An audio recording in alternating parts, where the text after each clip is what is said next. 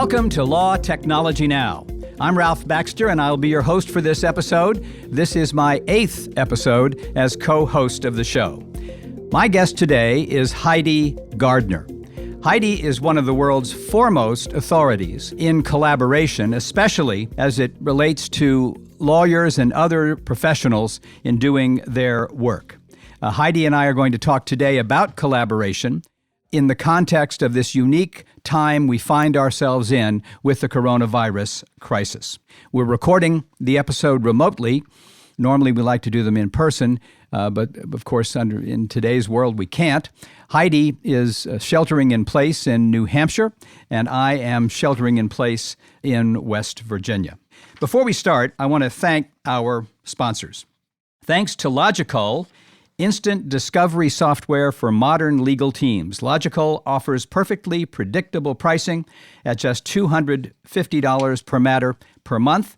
Create your free account anytime at logical.com LTN. That's logic with a K, CULL.com/LTN. Thanks also to HeadNote, helping law firms get paid 70% faster with their compliant e-payments and accounts receivable automation platform. Learn how to get paid quicker and more efficiently at headnote.com. So Heidi Gardner has spent the last 12 years at Harvard University. First on the faculty of the Harvard Business School, and then to the Harvard Law School, where she now serves as the Distinguished Fellow at Harvard's Center on the Legal Profession and as chair of the Harvard Law School's executive programs. For the last several years, Heidi has focused much of her work on studying, teaching, and writing about collaboration, how it works, and how it can work better. Heidi brings to her work a grounding in the real world, and not everyone who studies a subject has lived it, but Heidi has. She spent several years working at Procter & Gamble and then several years at McKinsey & Company and has collaborated herself, has seen it work, seen situations in which it could work better, and all of that experience informs her views of collaboration. In 2016, Heidi published a groundbreaking book, Smart Collaboration: How Professionals and Their Firms Succeed in Breaking Down Silos. This turned out to be a best-selling book, and beyond that, it is a book that has had real influence on how professional service firms think about collaboration as a way to make their service and the careers of their people better. Heidi has also become one of the most sought-after speakers for audiences that are focused on legal services and other professional services. If you ever have a chance to hear Heidi talk or to participate in a session she is leading, you should take it because she's as good as it gets. And finally, I wanted to share with you that Heidi has founded her own firm now, an advisory and research firm, Gardner and Company. Welcome to Law Technology Now, Heidi. Ralph, thanks so much for inviting me. So let me just start by asking you how you and your family are doing up there in New Hampshire, isolating during this virus crisis. Well, isolation is absolutely the word of the day. We are in the midst of the forest of the mountains of New Hampshire. Our closest neighbors are moose and porcupines, and so we're feeling pretty safe and feel incredibly blessed to have a place like this to retreat to. I heard someone recently say, someone from your part of the country where you are now, that a way to figure out if you're adequately social distancing, it's about the size of a moose. Fair enough. I think that's a good local measure. Right. That's not a reference I'll be able to use, but I guess you can in New Hampshire and in Maine and so on. Well, Heidi, as I said, I've asked you to join us today to share with our audience insights and recommendations that you have drawing on your research and experience with collaboration. So what I'd like to do is really just step through it. How did you get into this as a focus for your work? What is collaboration and what's smart collaboration?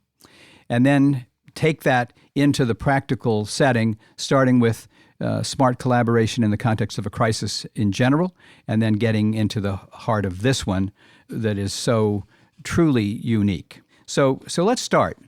How did you decide to focus your research and career on collaboration?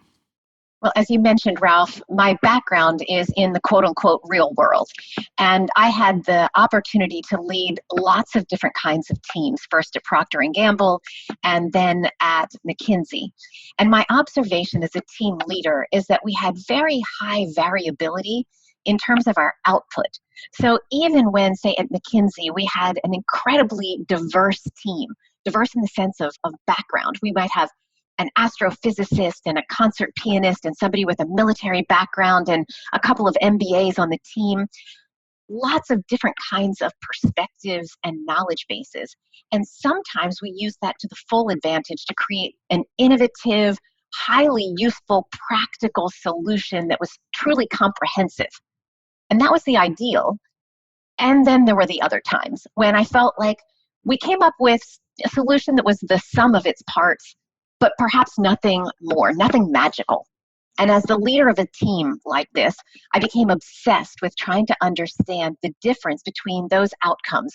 When is it and why is it that some teams are so much more effective than others at using the full complement of expertise that the members bring to the table?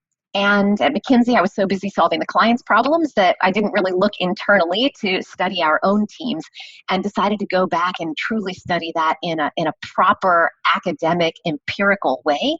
And I left McKinsey to do my dissertation in London Business School, and at that point re-entered academia and have had what I hope is a true blend of the nerdy, kind of pointy-headed academic perspective on this, really hardcore science and math behind it, and making it as practical as possible so we can bring those insights back to people who can use them. Yeah, as you say that, it touches on one of the reasons I think that you are so successful in reaching audiences, because you do bring that blend. So often people are advising on subjects, but they don't have the real data. And so they're working off of anecdotal experience, which is valuable. But you bring that data, and it comes through in your presentations. But it's also true that often people have a lot of data but don't know how it really works in the real world. You touched on something there, and it's one of a couple of things I want to draw out as we talk that I want to note, and that is as you described the setting in your work life, there were these diverse teams. Sometimes the organization would take advantage of them and sometimes not. But there's a piece there that is vital for law firms to be more focused on, which is diverse teams. And not just diverse by gender or other dimension of that kind, but diverse by background, which is what you were talking about. Different experiences, different levels of expertise, and that made a more capable, more complete team, I think is what you're saying. Absolutely. So when we look at what's happening in the world, and this could not be a more important time to think about this.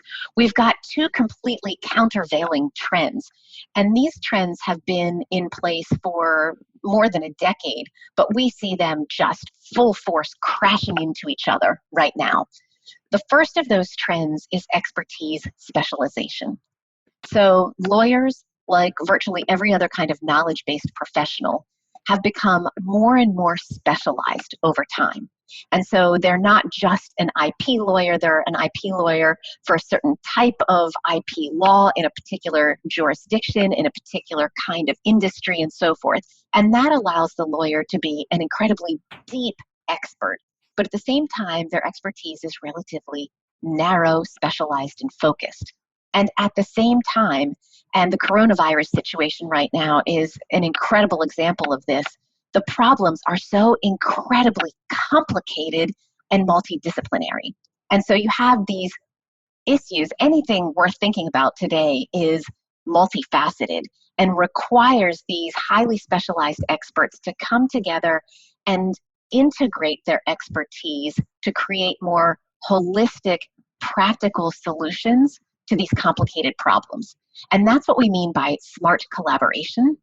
And that's why it's so critical that law firms, for example, and legal departments have an array of different kinds of experts that they can draw on so that they're able to tackle more complicated problems collectively than any of those incredibly smart individuals could do on their own. Right. So today we're going to talk about how you make that happen. But one of the things that kind of that interaction, that drawing the benefit from the diverse team, but one of the issues that people who run legal services organizations, law firms, and others need to stay focused on is the need to do something that you mentioned as you just said that, to assemble teams that have more perspectives than just law, for one thing, but more perspectives than just law of this kind and law of that kind, but a broader set. All right. So you got into this study, and partly based on your experience at Procter & Gamble, McKinsey, and with McKinsey clients, of course, because McKinsey gave you a chance to see a lot of businesses in operation, and you saw that they weren't always taking full advantage. So walk us through how you proceeded to the idea of smart collaboration. So when I went back to academia, I had studied my first master's at the London School of Economics. I was living in London. I had lived in Johannesburg as well with McKinsey, and decided to stay in London for my PhD. And so I went to London Business School and pursued a PhD in organizational behavior. And there I did a lot of empirical work. I studied a lot of statistics and the research methodology to help us take a very data-driven approach to this study of teamwork and its outcomes. And initially, I was looking at client service teams. So I was studying accounting, strategy, law firms, when they would bring teams together to actually serve the client. And as I got my dissertation, I went on the faculty at Harvard Business School. I was teaching executives there about the findings for client service teams. And over lunch one day, one of the executive participants sparked a conversation that went something like this. He said, "I fully appreciate how difficult it is to get any given team to use the full complement of their members' knowledge. But when you think about, say, a key account team in an accounting firm, you've got the partner, you've got the senior manager, you've got some associates. There's sort of a mini hierarchy within each of these teams, and people know their role and their place and how to interact." He said, "That's hard enough, but think about trying to get the head of each of those mini pyramids to work together." He said, "We've got high ego, high power, autonomous people choosing whether they work in their own silo as a partner or whether they team up with other equally powerful, knowledgeable experts." He said, "That's the real problem I'm facing in my firm." And I decided to pursue that line of research. What happens when people have power to decide how to work together? Do they stay in their own silo? Do they opt to be sort of the king of a small island, or more of a team player in a much broader sphere? And when you start to bring all of those dynamics into play, that brought me into this realm of collaboration. And law firms are a brilliant exemplar of the kind of environment where people often have the choice of how to operate. And through our research, we've been able to pinpoint, statistically, empirically, what some of the outcomes are of those choices. One other observation I'd like to make for our listeners. If you're at the beginning of your career and you're thinking, how do I navigate this? How do I find the area of my profession that will be fulfilling to me? Think about what Heidi just described. So she was pursuing a career, and she found subject matter that really excited her. And you can hear it in her voice, and if you could see her on Zoom, you'd see it, that this was something she found compelling. And as she worked through it, I'm filling in some blanks for you, but I know enough to know this is right. As she worked through it, she found it rewarding. She found there was a way for her to make a contribution that hadn't been made by others. And so she has now based a lot of her current career on this subject, which is mission critical. I'll share with you one anecdote. Early on, when I was at Oric, we hired a wonderful marketing director, and she wasn't there very long, and then she resigned. So I chatted with her about why she was leaving, and she told me she had found the situation challenging. She said, you all talk about teamwork, but if you're on a team, it's a golf team. And meaning by that you're all pursuing your individual objectives instead of the collective. And it really left an impression on me and did for the rest of my time in leadership at Oric to make sure that we were doing, we didn't have the benefit of Heidi Gardner then, but doing what you propose. So what is smart collaboration? How is smart collaboration different from garden variety collaboration? We intentionally keep using the term smart collaboration to distinguish this from other terms that often get bandied about, that people think are similar. And, they have the right to use the terminology as they wish. But when we talk about smart collaboration, it is much more than collegiality. It's not just that people enjoy working together or get along well together. That can be a helpful component of smart collaboration, but it's certainly not what helps you solve the toughest problems. And it's certainly not what clients are willing to pay for. And so I think it's crucial for us to think about smart collaboration as a very intentional act of bringing together exactly the right kind of experts who are able to integrate that expertise into a more holistic solution to tackle these complex problems that none of those highly specialized experts could do on their own. That's what we mean by smart collaboration. And if I dare take a slight tangent on this, I'd like to go down a bit of a path to distinguish smart collaboration from another term that is used frequently, often in the law firm context, by leaders who are imploring their partners to do something called cross-selling. Great. That's a tough one. Cross-selling is something that in my research, I try very hard to distinguish from smart collaboration, because importantly, we should keep clients at the forefront of our thinking at all times. And generally, clients hate to be cross-sold. They feel like it's a pretty self-serving action that partners engage in to push services at the client. Whereas when clients feel like lawyers are truly collaborating, it's on behalf of the client, it's for their benefit, it's in order to tackle through proactive communications and a lot of effort all of these complicated problems. And so smart collaboration really keeps the client problems front of mind and makes sure that whoever is leading the charge is bringing in the right kinds of experts wherever they sit in the firm and bringing them at the right time and with the right level. I'm hearing you say two things, and I want to talk about this cross-selling one more moment, but two things. One, smart collaboration is deliberate. It's mindful. Part of what you do, just as you file your briefs on time and you have other elements of the routine of how you do things, one of them is to think about how might we better use the broader team that we have at our disposal. It's mindful. And then the other is that when you're going to do that, in the context of serving a client, you need to be sincerely doing it in order to advance the interests of the client, not just because you want to be collegial or something like that, or because you're trying to sell one of your partners to the client. 100%, Ralph. Absolutely. Right. Those are both essential. What I will say, and this is maybe smart collaboration 2.0, is that it is not simply responsiveness. I see, and if I can pick on M&A lawyers for a bit right now, I'll see these M&A lawyers who sort of hear this spiel of mine and they thump their chest and they say, I'm brilliant at this. In every transaction, I bring in tax and antitrust and ... And I say, okay, well, that's client service 101. You're being responsive to your client. Frankly, if you didn't bring in those experts, it might be malpractice. Nobody gets a gold star for avoiding malpractice. You get a gold star by thinking, like you said, intentionally, deliberately, ahead of time, what kinds of experts might be necessary for this problem. And then sometimes pulling that team together, investing in the client relationship enough that you engage with partners who have very different points of view to say, what is this client going to need?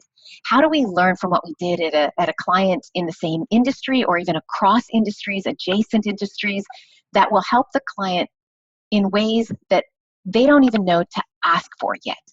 And that proactivity is what truly distinguishes a highly collaborative firm from one that's merely responsive. Right. I think we've laid a foundation here for talking about the way these ideas apply in the context of this crisis.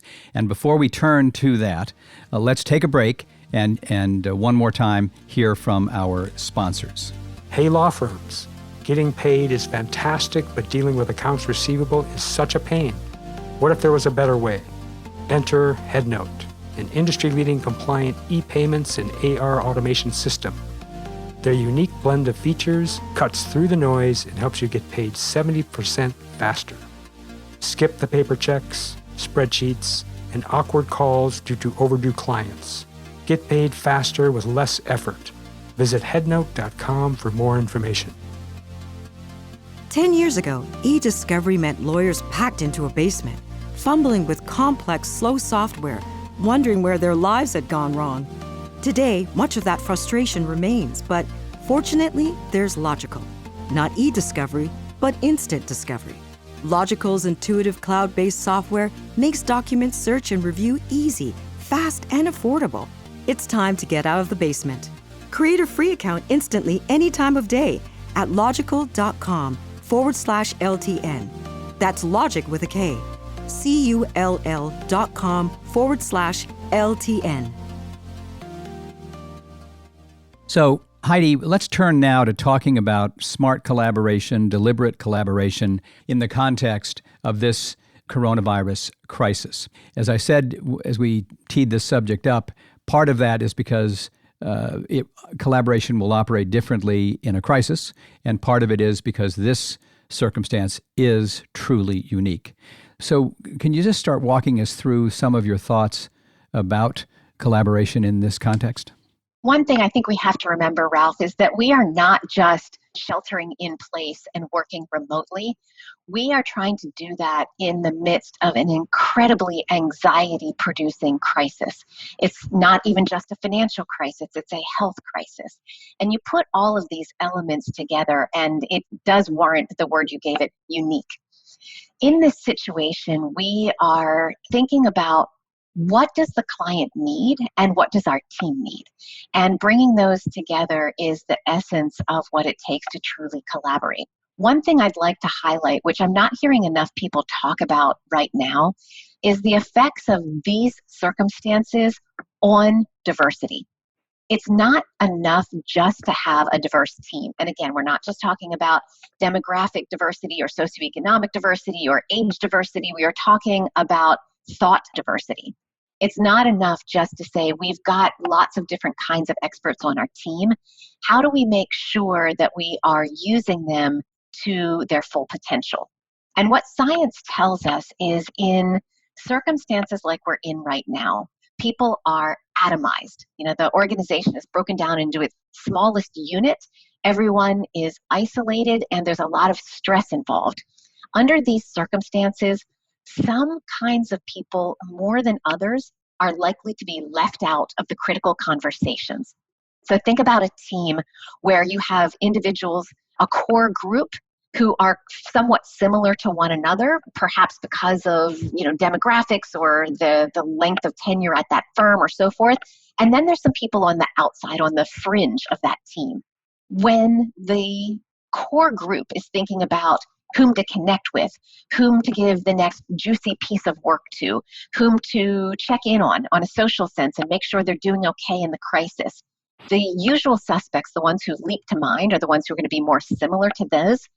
And people on the fringes are more likely to be left out. If we thought this current situation were only going to last for a week or two, that might be a mere blip that gets taken care of once we get back to whatever the next normal looks like. This crisis is stretching on, and we have to be incredibly mindful about how we are drawing on the full range of experts and making sure that nobody is left out of the conversation unintentionally, because those could have long-term consequences. So that's the first thing I wanted to say, is that this impact on diversity and the use of different kinds of expertise based on our stress and anxiety. Right. Just to go over this quickly, you started with what does the client need? And what does your team need in order to deliver what the client needs? And it can't be overstated that all of this turns on a sincere dedication to the client's interest. And back to your M&A analogy, not doing it simply because that's the way we've done the last 10 deals, but doing it the way that is necessary in this deal for this client and their considerations. The diversity you're talking about, as you say, is not demographic diversity. It's diversity of thought, perspective, those kinds of things to make a more robust value proposition in what you offer. In this setting, not only are some people further from the center, but they're also, nobody's in the same building with you. You're no longer down the hall. And so even more here, it requires that kind of attention. Well, you brought the client back into this, and it's critical that we think about how do you maintain, foster, even deepen client relationships despite the current situation. And right now, we know that GCs, in-house legal departments, are more crunched than ever, but this is an opportunity for them to really, I would say, reassume some of the leadership roles that they've either abdicated or have been taken away from them in the past. Right now, the general counsel has the potential to have a seat at the strategy table, a seat at the board table, and influence like perhaps at no time in recent memory.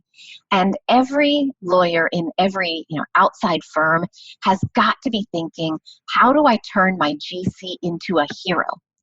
How do I equip them with the knowledge and the insights and the support to allow them to proactively address the executive team, the board, with insights that are crucial right now, customized to their business situation, their commercial context. This is not the time to be spamming clients with a whole bunch of generic newsletters and force majeure information. This is the time to pick up the phone and talk to clients and ask what they're going through, provide them a nugget of insight that you think they may have missed because they're running full steam ahead and trapped somewhat probably in the silo of their own corporation or bank or entity. Talk to your partners. This is my advice to lawyers. Talk to your partners. Find out what they are understanding from their clients. If you've got a partner in Hong Kong, figure out what's happening when they've moved in a different place in the curve.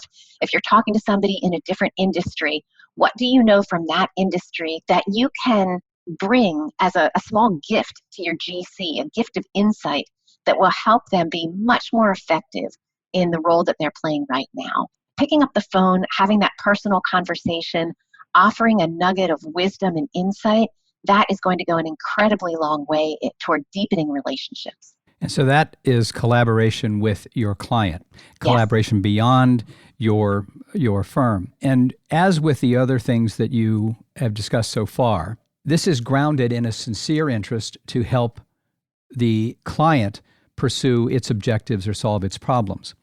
One of the challenges that anyone in business today has relating to generating business for the future is the concern that the music's kind of stopped for a while and people aren't coming to you in the way that they did. Sometimes they're coming to you more, but and people are inclined to try to develop business.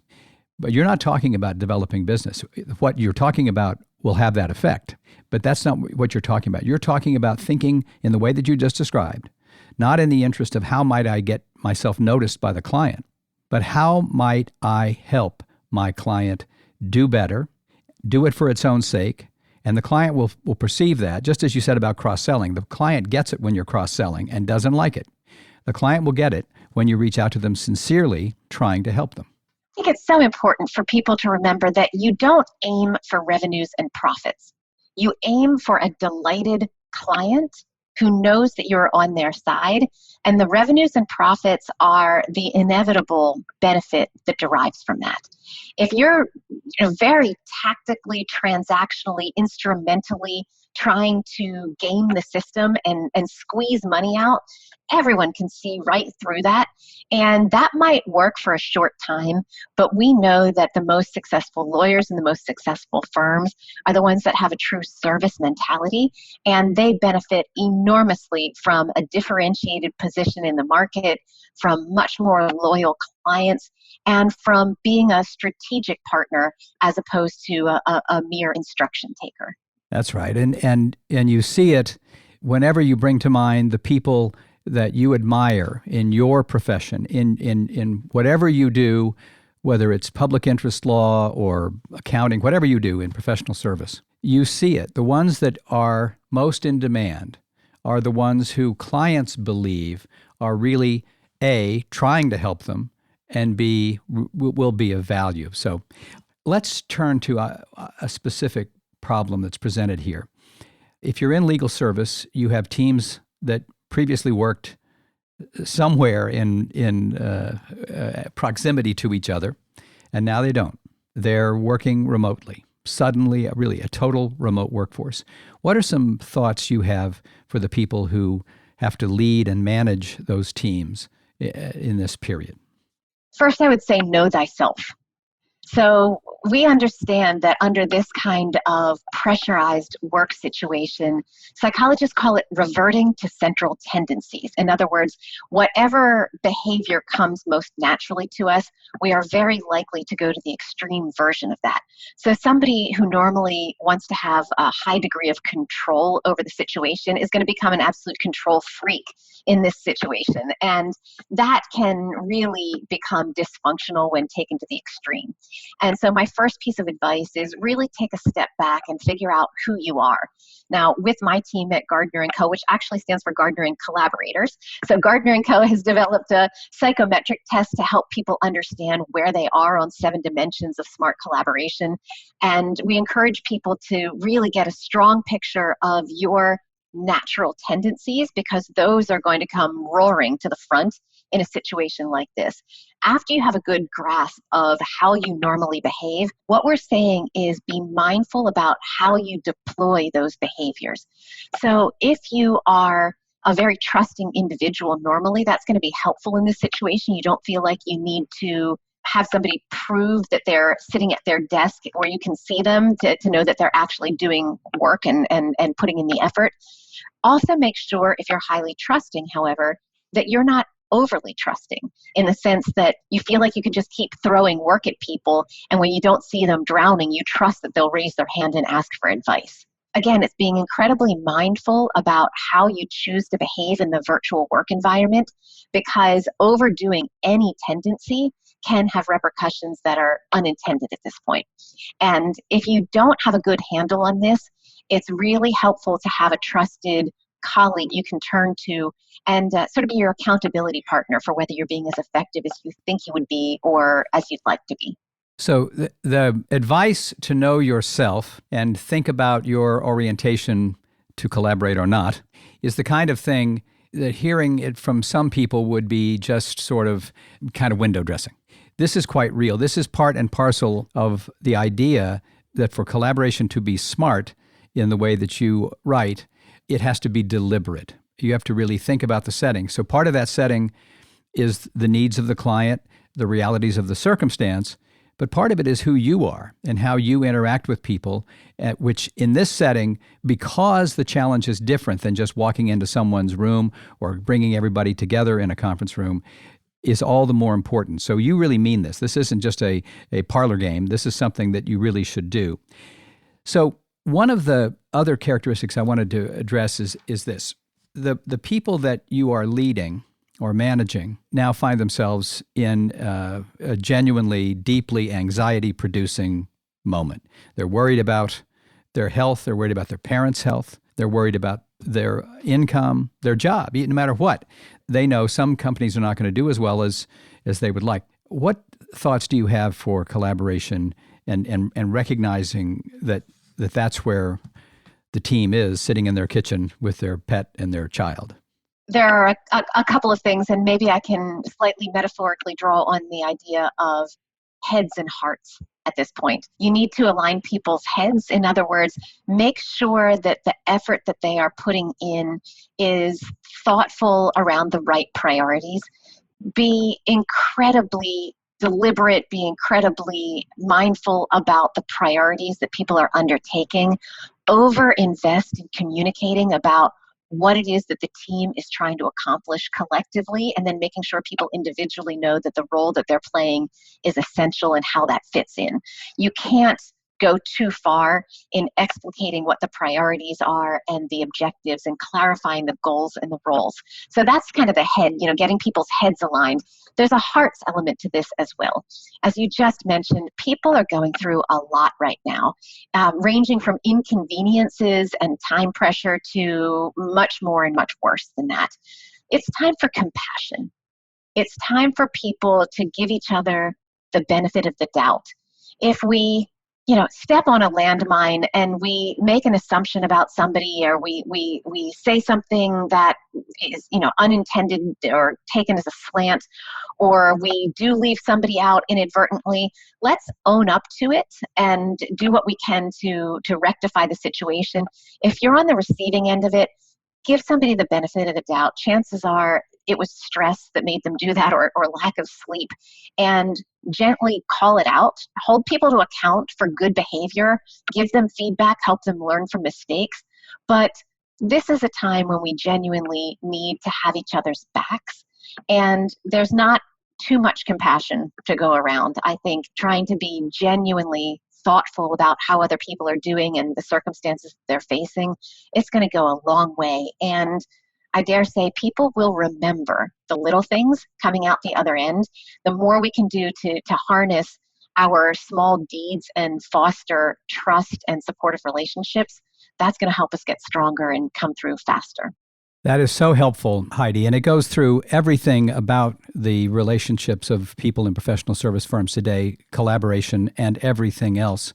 Thank you so much for joining us today. This, I'm sure, was very helpful to all of our listeners as they grapple with continuing to serve clients and operate professional service firm businesses and organizations through this time.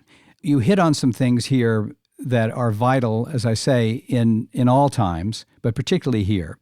Being deliberate and thoughtful. The collaboration doesn't just happen. You have to work at it. That's part of what you learned from the very beginning of your experiences at Procter & Gamble and McKinsey.